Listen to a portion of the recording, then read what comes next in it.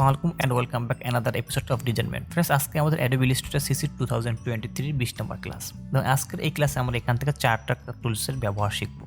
আর এখনো পর্যন্ত যদি চ্যানেলটাকে সাবস্ক্রাইব করে না থাকেন, প্লিজ চ্যানেলটাকে সাবস্ক্রাইব করে বেল বাটনটা অল করে দিন, কারণ আমাদের এই চ্যানেলে আপনাদের ম্যাক্সিমাম যে গ্রাফিক ডিজাইনের যে সমস্যাগুলো থাকে, বা আপনারা যদি একজন বিগিনার গ্রাফিক্স ডিজাইন হয়ে থাকে, তাহলে অবশ্যই আপনারা আমার এই চ্যানেল থেকে একটা সম্পূর্ণ গ্রাফিক ডিজাইনের একটা ফুল কোর্স ফ্রিতে পেয়ে যাবেন। ওকে, এবং যারা মাইক্রোস্ট্যাক নিয়ে কাজ করেন তারা মাইক্রোস্ট্যাকে খুব ভালো একটা গাইডলাইন আমাদের চ্যানেলে পেয়ে যাবেন। তো সেই জন্য আমি সবাইকে বলবো, যারা গ্রাফিক ডিজাইন নিয়ে কাজ করতে চাচ্ছেন, তো অবশ্যই বিশেষ করে যারা বিগিনার, তারা আমার চ্যানেলটাকে ফলো করতে পারে। ফলো করলে ইনশাল্লাহ আপনাদের অনেক উপকার আসবে, অনেক কাজে দেবে।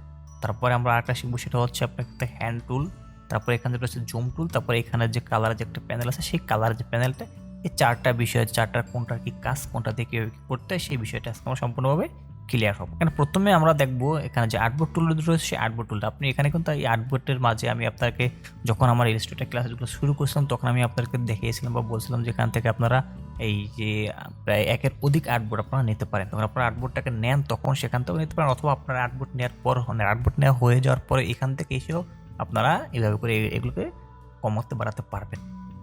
এখানে প্রথমে যদি আমরা চলে আসি, এখানে আমাদের যে একটা আর্টবোর্ডের যে একটা অপশন রয়েছে, সেই আর্টবোর্ড অপশনটার উপরে যদি আমরা ক্লিক করার পর দেখেন আমার যে আর্টবোর্ডটা নিয়েছিলাম, সেই আর্টবোর্ডটা কিন্তু সম্পূর্ণ সে সিলেক্ট করে নিয়েছে, এবং সে আমাকে এখানে দেখাইতেছে যে আমার আর্টবোর্ডের সাইজ কত রয়েছে। আমার আর্টবোর্ডের সাইজটা হচ্ছে 1920x1080, মানে হচ্ছে আপনার আমার যে হাইট হচ্ছে 1080 এবং ওয়েট হচ্ছে 1920। এবং আমি যদি এখান থেকে আর্টবোর্ডটাকে সিলেক্ট করার পরে আমি এখানে উপরে যে একটা প্যানেল ওপেন হয়ে যায়, এই আর্টবোর্ড টুলটা নেওয়ার পরে কিন্তু উপরে আর একটা প্যানেল সম্পূর্ণ চেঞ্জ হয়ে যায়।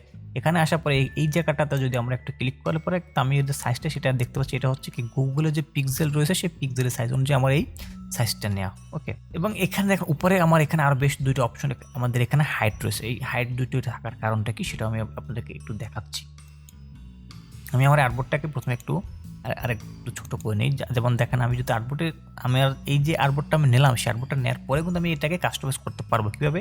আমি এখান থেকে যে আর্টবোর্ড টুলটাকে আমি মনে করেন আমি যখন আর্টবোর্ডটা নিয়েছিলাম, তখন আমি যে কোনো একটা সাইজ থেকে আমি প্রথম থেকে একটা আর্টবোর্ড নিয়েছিলাম। তার পরবর্তীতে আমার মনে হলো যে না, আমার আর্টবোর্ড সাইজটা একটু চেঞ্জ করা প্রয়োজন, আমার একটু উপর দিক বেশি নেওয়া প্রয়োজন, বা নিচের দিক, বা আমার সাইজটাকে সম্পূর্ণ চেঞ্জ করা প্রয়োজন। সেই ক্ষেত্রে আমরা যেভাবে করে এটাকে চেঞ্জ করতে পারি খুব সহজে, সেটা হচ্ছে এই আমরা এখানে আর্টবোর্ড টুলের উপরে সিলেক্ট করবো। আর্টবোর্ড টুলটা ক্লিক করার পরে এখানে যে অপশন দুটো চলে আসছে, এখান থেকে প্রথম যে অপশনটা আসছে, এটা হচ্ছে আপনার ওয়েট, মানে আপনার উইথের দিক কতটুকু আসছে। তো আমি এটাকে কেটে দিয়ে আমি এখানে মনে করেন আমি এখানে লিখে দিলাম হচ্ছে গিয়ে 1000।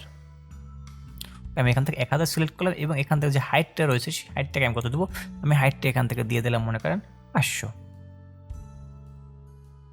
500 দিয়ে আমি যে কোনো একটা ফাঁকা জায়গায় ক্লিক করলাম, আমার এটা কিন্তু আমার এই যে আর্টবোর্ডটা কিন্তু সিলেক্ট হয়ে গেছে। আমার এটা কিন্তু মানে আমার যে আমি যে সিস্টেমে আমি যে আর্টবোর্ডের যে সাইজটা নিয়েছি, সেই সাইজ কিন্তু আমার আর্টবোর্ডটা তৈরি হয়ে গিয়েছে। এটা হচ্ছে যে উইথে রয়েছে আমার 1000 পিক্সেল এবং হাইটে রয়েছে আমার 500 পিক্সেল। আশা করি আপনারা এই বিষয়টা বুঝতে পারছেন। এবার যদি আমি আমার এই যে আর্টবোর্ডটা রয়েছে, এখান থেকে যদি আমি যে কাস্টমাইজ দেখি, আমি যখন এটাকে আমার একটা নির্দিষ্ট একটা সাইজ অনুযায়ী আমি এটাকে নিয়েছি, তখন কিন্তু আমার এখানে কাস্টমাইজ অপশনটা সেটা চলে আসছে, এবং এর আগে কিন্তু একটা হাইট অপশন ছিল। এবং এখনও দেখেন, এখানে কিন্তু আরও দুইটা অপশন আমার এই জায়গায় হাইট রয়েছে।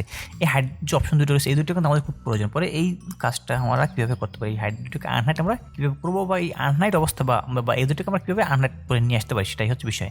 সেটার জন্য দেখেন, আমি এখানে আমার যে আমার যে আর্টবোর্ডটা আমি নিলাম, এই আর্টবোর্ডের ভিতরে আমি একটু বড় করে নিচ্ছি। আমি আর্টবোর্ডের ভিতরে আমি 2-3টা শেপ নিচ্ছি। যেমন উদাহরণস্বরূপ দেখেন, আমি প্রথমে একটা আমি রাউন্ড রেক্ট্যাঙ্গেল নিচ্ছি। এর কালার একটু চেঞ্জ করে দেই, যে কোনো একটা কালার, হ্যাঁ, এর কালারটাকে একটু চেঞ্জ করে দিলাম।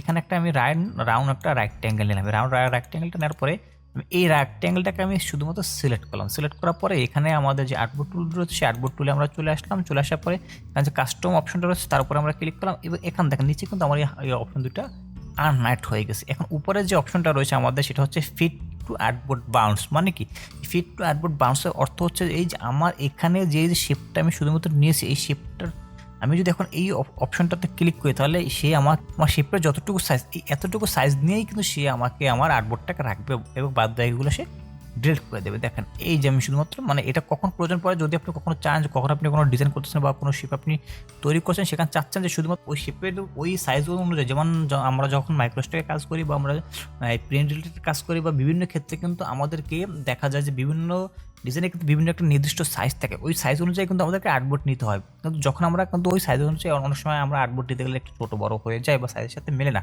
তখন কিন্তু খুব সহজ আপনারা এই কাজটা করতে পারেন। আপনারা ওই সেই শেপটার আপনারা নিলেন, সেই শেপটা নেওয়ার পর আপনারা এখান থেকে চলে আসলেন এবং এখানে চলে আসার পর আপনারা দেখতে পাবেন এখানে লেখা রয়েছে fit to artwork bounds. তো এই জায়গাতে যদি আমি ক্লিক করে দিই, দেখেন আমার এই আর্টবোর্ডের সাইজটা যতটুকু ছিল সে কিন্তু সম্পূর্ণ ততটুকু করেই আমার এই সাইজটাকে আমার এই মানে এইটাকে আর্টবোর্ডটাকে সে নিয়ে এনেছে। এবং এখানে যদি আমার যে এটা হচ্ছে রাউন্ড, আমি যদি এটাকে রাউন্ডটাকে করে দিই, দেখেন এই এখন কিন্তু সম্পূর্ণ আর্টবোর্ডের সাইজ দ্বারা আমার এই যে শেপের সাইজটা সম্পূর্ণ সেম টু সেম। ওকে, এবার যদি আমরা আবার কন্ট্রোল জেড দিয়ে ব্যাকে চলে আসি, ব্যাক আসার পরে কিন্তু এখানে আরও একটা অপশন রয়েছে, সেটার জন্য আমরা এই যে আমার এখানে আমি আর একটা শেপ নিয়ে নিচ্ছি। আমি এখান থেকে মনে করেন একটা স্টার নিয়ে নিচ্ছি, এখানে একটা এক্সট্রা নিয়ে নিলাম, প্লাস এখানে আমি একটা ইলিপস নিয়ে নিলাম। ওকে, দেখেন এখানে আমার এই তিনটা শেপ রয়েছে।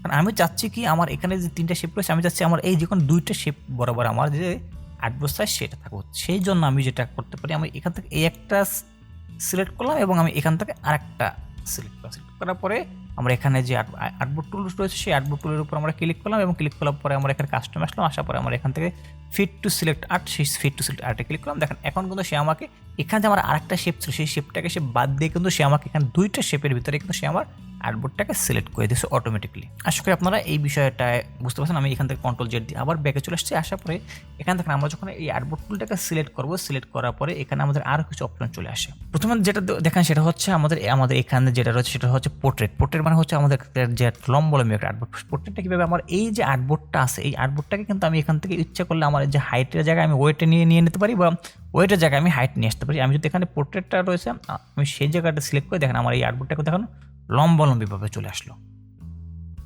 আর্টবোর্ডটা কিন্তু সম্পূর্ণ অনেক লম্বলম্বীভাবে চলে আসছে। আবার যদি আমি এখান থেকে যে এখানে যে আরেকটা রয়েছে ল্যান্ড স্পেস, সেটাতে যদি আমরা ক্লিক করে দিই তাহলে দেখেন আবার আর্টবোর্ডটা কিন্তু আমার আগের মতো জায়গায় চলে আসছে। এবং আমি কিন্তু আর্টবোর্ডটাকে আমার ইচ্ছা মতো করে আমি যে কোনো দিকে সরিয়ে ডানে বামে সরিয়ে এদিক সেদিক করে নিতে পারতেছি আমার ইচ্ছা মতো অনুযায়ী। আশা করি আপনারা এই বিষয়টা বুঝতে পারছেন। তারপরে এখানে আবার এর পাশে আরেকটা যে অপশন রয়েছে সেটা হচ্ছে এখানে একটা দেখেন প্লাস রয়েছে। প্লাস দিয়ে কিন্তু আমি আমার আর্টবোর্ডটাকে বাড়িয়ে নিতে পারি। আমি যে কোনো আমার আর্টবোর্ডটাকে আমি অনেক কয়েকটা সাইজে কয়েকটা রূপান্তর করতে পারি। যেমন এখানে আমার ছিল আর্টবোর্ড 1, তারপর এখানে চলে আসছে আর্টবোর্ড 2, তারপর আমি যদি ওখানে আবার আরেকটা ক্লিক করি চলে আসবে আর্টবোর্ড 3, আবার যদি আমি আরেকটা ক্লিক করি এভাবে কিন্তু পরে কিন্তু আমি আমার অনেক আর্টবোর্ড নিয়ে নিতে পারতেছি। এখানে আমি দুইটা আর্টবোর্ড প্লাসে ক্লিক করছিলাম, আমার দুইটা আর্টবোর্ড প্লাস হয়ে গেছে। এবং এই আর্টবোর্ডগুলোকে আমি যদি চাই আবার আমি এখান থেকে ডিলিট করেও দিতে পারি। আমি এইভাবে ডিলিট ক্লিক করলাম, ডিলিট হয়ে যাবে জায়গায়। আবার যদি আমি এখান থেকে কন্ট্রোল জেড যাই এবং দেখেন এখানে একটা আর্টবোর্ডে কিন্তু একটা ঘর রয়েছে, দেখেন কোন আর্টবোর্ডটাকে ডিলিট করতে চাচ্ছেন সেটা কিন্তু আপনি এখান থেকে সিলেক্ট করে দিতে পারবেন। যেমন দেখেন এখানে আমার সিলেক্ট করা রয়েছে কিন্তু আর্টবোর্ড 3। ওকে, এবং এখন যদি আমি এই জায়গাটাতে যদি আমি এখান থেকে যদি আমি আর্টবোর্ড 2 করে দিই, যেমন আমি এখান থেকে এই 3টাকে যদি আমি এখান থেকে 2 করে দেবো, 2 করে দেওয়ার পরে যদি আমি এখান থেকে ডিলিট করে দিই, দেখেন আমার এখান থেকে আর্টবোর্ড 2 একটা ডিলিট হয়ে গেছে এবং একটা রয়েছে এই। এভাবে করে কিন্তু আপনারা আপনার যে আর্টবোর্ডটাকে সেটাকে আপনারা এভাবে করে প্লাসও করতে পারবেন অথবা আপনারা এভাবে করে মাইনাস করতে পারবেন। তারপরে আপনি চাইলে আপনারা এই আর্টবোর্ডগুলোকে কিন্তু আপনি নিচে উপরে নিচে সেগুলো আপনারা নিয়ে আসতে পারেন। তো আশা করি আপনারা এই আর্টবোর্ডের যে সেকশনগুলো ছিল সেই সেকশন বা আর্টবোর্ডের যে কাজগুলো সেগুলো আপনারা বুঝতে পারছেন। যদি এরপরে যদি আপনাদের কোনো বুঝতে সমস্যা হয় তাহলে অবশ্যই আপনারা আমাদের কমেন্ট বক্সে জানাবেন, আমি আপনাদেরকে হেল্প করার চেষ্টা করবো। আপনারা আমাদের ফেসবুক যে গ্রুপ রয়েছে সেখানে জয়েন হয়ে নিতে পারেন। ওকে, এরপর আমরা দেখবো এখানে রয়েছে একটা হ্যান্ড টুল। এই হ্যান্ড টুলের কাজটা আমার যে পূর্বে যে টিউটোরিয়ালগুলো রয়েছে সেখানে হয়তো আপনারা দেখছেন যে আমি এইভাবে করে যে কোনো মুহূর্তে আমি আর্টবোর্ডটাকে আমি এইভাবে করে নাড়াচাড়া করে, সেই নাড়াচাড়াটার জন্য কিন্তু আমরা এই হ্যান্ড টুলটার ব্যবহার করে এখান থেকে কিন্তু আপনি এই হ্যান্ড টুলটা নিয়ে আপনি এবার এভাবে করে আপনি যে কোনো দিকে নাড়াচাড়া করতে পারেন। তবে কিন্তু হয়তো আপনারা দেখেন যখন আমি কাজ করি তখন কিন্তু আমি এভাবে করে আর্টবোর্ড এখানে আসি না, তারপরে হ্যান্ড টুল সিলেক্ট করি না, তারপরে আমি এটাকে নাড়াচাড়া করি না। এটার জন্য আমরা যেটা করি, আমরা কিবোর্ডের যে স্পেস বার রয়েছে সেই স্পেস বারে আমরা চেপে ধরে পরে আমাদের হ্যান্ড টুলটা সিলেক্ট হয়ে যায়, তারপর আমরা এটাকে যে কোনো দিকে নাড়াচাড়া করাই নিতে পারি। এটা হচ্ছে হ্যান্ড টুলের ব্যবহার। এরপরে যেটা রয়েছে সেটা হচ্ছে আমাদের এখানে রয়েছে রোটেট ভিউ টুল। রোটেট ভিউ টুলের কাজটা কি, আমার এই রোটেট ভিউ টুলের কাজটা হচ্ছে আমার এই যে আর্টবোর্ডটা রয়েছে আর্টবোর্ডটাকে আমি আমার ইচ্ছে মতো আমি উপরে বা ডানে বা বামে যে কোনো দিকে আমি ইচ্ছে মতো আমার আর্টবোর্ডটাকে ঘুরিয়ে নিতে পারতেছি। আমি আমার আর্টবোর্ডটাকে উল্টো করতে পারতেছি, আমি আমার আর্টবোর্ডটাকে অ্যাঙ্গেল করতে পারতেছি। আমার যে কোনো যদি আমার কখনো কোনো প্রয়োজন পড়ে যায় আমি আমার আর্টবোর্ডটাকে ঘুরাবো বা উল্টাবো তখন কিন্তু আমি আমার এই রোটেট টুলের রোটেট ভিউ টুলের মাধ্যমে আমি আমার এই কাজটাকে করতে পারবো। এটা ছিল আমাদের রোটেট ভিউ টুলের কাজ। তারপরে রয়েছে আমাদের এখানে রয়েছে একটা জুম টুল, সেই জুম টুল। এই জুম টুলের কাজটাকে আমরা যদি এখান থেকে জুম টুলটাকে সিলেক্ট করে নেওয়ার পর আমাদের যে আউটপুট হচ্ছে সেখানে যদি আমরা একটা ক্লিক করি দেখেন আমার এই যে ডিজাইনগুলো সেগুলো কিন্তু জুম হচ্ছে, আর এটা কিন্তু জুম হতেই থাকবে। এবং যদি আমি চাই যে আমার এটাকে আমি কীভাবে আবার, এটা তো জুম হয়েছে বা ইন হয়েছে, এখন যদি আমি চাই আবার জুম আউট করবো তার জন্য যেটা করতে হবে কিবোর্ড থেকে অল্টারটাকে প্রেস করে রাখবো এবং মাউসের লেফট বাটনটাকে একটা একটা করে ক্লিক করবো। এবং আমরা জুম করছি না কীভাবে, জুমটাও ঠিক সেম একইভাবে করছি। আমি এখান থেকে কি এই জুম টুলটাকে সিলেক্ট করার পরে আমরা মাউসের লেফট বাটনটাকে একটা একটা করে ক্লিক করছি, তাতে কিন্তু জুম হয়েছে এবং আবার অল্টার প্রেস করে ধরে রেখে একটা একটা ক্লিক করবো, তাতে আমাদের একটা জুম আউট হয়ে যাবে। তাছাড়া কিন্তু আপনি অন্য আর একটা ওয়েতে জুম করতে পারেন। আপনার যে কিবোর্ড রয়েছে কিবোর্ড থেকে কন্ট্রোল এবং স্পেস দুইটা বাটন যদি আপনি চেপে ধরে রাখেন, তারপর যদি আপনি আপনার মাউসের লেফট বাটনটাকে ক্লিক করে উপরের দিকে নিয়ে আসেন তাহলে দেখেন একটা জুম আউট হচ্ছে, এবং যদি নিচের দিকে নিয়ে যান তাহলে এটা দেখবেন জুম ইন হচ্ছে। ওকে, আশা করি আপনার বিষয়গুলো বুঝতে পেরেছেন। এভাবে করে কিন্তু আপনি আপনার ইচ্ছা মতো জুম আউট জুম ইন করতে পারেন।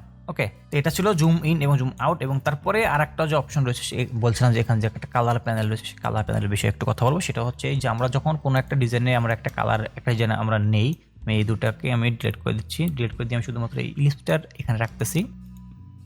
এবং এই ইলিস্টার উপরে দেখেন আমি এই ইলিস্টার এখানে কিন্তু আমার একটা ব্ল্যাক কালার স্টক আছে। ওকে, এবং একটা ফিল কালার আছে। আমি যদি চাই আমার এই ফিলটাকে আমি স্টক কালারটা একটু বাড়িয়ে দিচ্ছি। আমি যদি চাই আমার স্টক কালারটা ফিল্ডে নিয়ে আসবো এবং ফিল কালারটা স্টক নিয়ে যাবো, সেক্ষেত্রে আমরা খুব সহজ উপায় করতে পারি। এখানে আসার পরে এখানে যেই আমরা একটা চিহ্ন দেখতে পাচ্ছি, এই চিহ্নটার উপর আমরা যদি এভাবে করে একটা ক্লিক করে দিই তাহলে দেখবেন এটা ঘুরে গিয়েছে।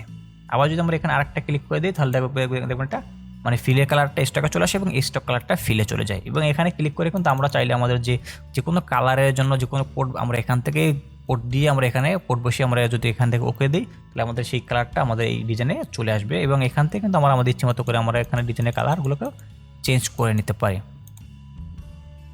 এখানে কিন্তু আবার ডিজাইনের কালারটা চেঞ্জ হয়ে গেছে। আবার যদি আমি এখান থেকে আবার অন্য একটা কালার দিয়ে দিই দেখেন, তাহলে আবার দেখুন সেই কালারটা এখানে চলে আসবে। আবার যদি চাই যে আমি আমার যে স্টকের কালার, সেই স্টকের কালারটাকে আমি অফ করবো, আমি এটাকে সিলেক্ট করলাম। সিলেক্ট করার পরে এটাকে সিলেক্ট করলাম। আমার যে ওই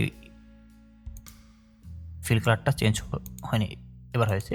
এখন যদি চাই আমি আবার স্টক কালারটা চেঞ্জ করবো, তাহলে এখানে যে স্টকের যে কালারটা রয়েছে সেটার উপর ডাবল ক্লিক করবো। ক্লিক করার পরে এখানে যে একটা প্যানেল চলে আসবে, এখান থেকে আমি আবার আমার এই স্টক কালারটাকে আমি চেঞ্জ করে দিতে পারতেছি। আবার যদি চাই যে আমি আমার স্টক কালারটা রাখবো, তাহলে আমি স্টক কালারটা ক্লিক করবো এবং এখানে আমি এভাবে করে না, আমি আবার যে আমার যে কিবোর্ডের যে রয়েছে এক্সট্রা যদি আমি প্রেস করি তাহলে কিন্তু এটা আবার ঘুরে যাবে, তাহলে কিন্তু এটা ঘুরবে। এবং এরপর যদি আমি চাই যে আমার এটাকে আমি এই কালারটাকে বন্ধ করে দেবো, তাহলে আমার এই যে কোনো একটা ফিল কালার আছে এর উপরে ক্লিক করবো, তারপর কিবোর্ড থেকে স্ল্যাশ বাটনটাকে প্রেস করে দিলে আমাদের এই কালারটা অফ হয়ে যাবে। মানে আমার যে স্টক কালারটা সেটা অফ হয়ে যাবে। কীভাবে দেখেন যে এই এটাকে আমি সিলেক্ট করলাম। সিলেক্ট করার পরে আমি কিবোর্ড থেকে স্ল্যাশটা প্রেস করলাম, দেখেন আমার যে স্টকটা সেটা অফ হয়ে গেছে এবং আমার শুধুমাত্র ফিল কালারটা রয়েছে। আবার যদি আমি চাই এই ফিলটাকে আমি স্টক নিয়ে যাবো, তাহলে আবার আমি এই জায়গাতে ক্লিক করবো দেবো, তাহলে দেখেন আবার এই আমার ফিলটা কিন্তু শুধুমাত্র স্টক কালার চলে আসছে। আশা করি এই বিষয়গুলো আপনারা বুঝতে পারছেন। এবং যদি আপনার কোনো বিষয়ে কোনো বুঝতে সমস্যা হয় তাহলে তো অবশ্যই আপনারা আমাদের কমেন্ট বক্স রয়েছে, সেখানে আপনারা অবশ্যই জানাবেন। তারপরে চাইলে আপনারা আমাদের ফেসবুক গ্রুপে জয়েন হয়ে নিতে পারেন। আর এখনো পর্যন্ত যদি চ্যানেলটাকে সাবস্ক্রাইব করে না থাকেন, প্লিজ চ্যানেলটাকে সাবস্ক্রাইব করে বেল বাটনটা অল করে দেন। কারণ আমাদের এই চ্যানেলে আপনাদের ম্যাক্সিমাম যে গ্রাফিক ডিজাইনের যে সমস্যাগুলো থাকে, বা আপনারা যদি একজন বিগিনার গ্রাফিক্স ডিজাইন হয়ে থাকে, তাহলে অবশ্যই আপনারা আমার এই চ্যানেল থেকে একটা সম্পূর্ণ গ্রাফিক ডিজাইনের একটা ফুল কোর্স ফ্রিতে পেয়ে যাবেন। ওকে, এবং যারা মাইক্রোস্টক নিয়ে কাজ করেন তারা কিন্তু মাইক্রোস্টকে খুব ভালো একটা গাইডলাইন আমাদের চ্যানেলে পেয়ে যাবেন। তো সেই জন্য আমি সবাইকে বলবো যারা গ্রাফিক ডিজাইন নিয়ে কাজ করতে আসেন, তো অবশ্যই বিশেষ করে যারা বিগিনার তারা আমাদের চ্যানেলটাকে ফলো করতে পারে। ফলো করলে ইনশাল্লাহ আপনাদের অনেক উপকার আসবে, অনেক কাজে দেবে। তো প্লিজ আজকে আমাদের ভিডিওটা এখানে শেষ করতেছি। সবাই সুস্থ থাকুন, ভালো থাকুন, দেখা হবে আবার পরবর্তী অন্য কোনো ভিডিও নিয়ে। সেই বন্ধু সবাই সুস্থ থাকুন, আল্লাহ হাফেজ।